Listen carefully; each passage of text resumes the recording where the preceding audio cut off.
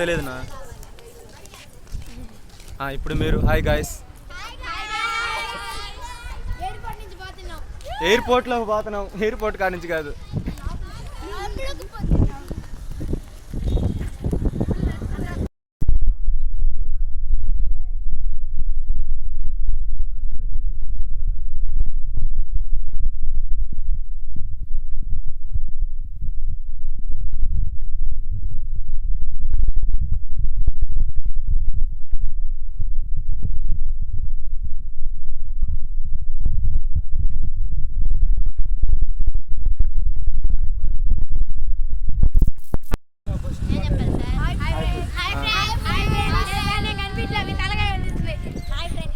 నేత్రం పెట్టమ్మా చూడు.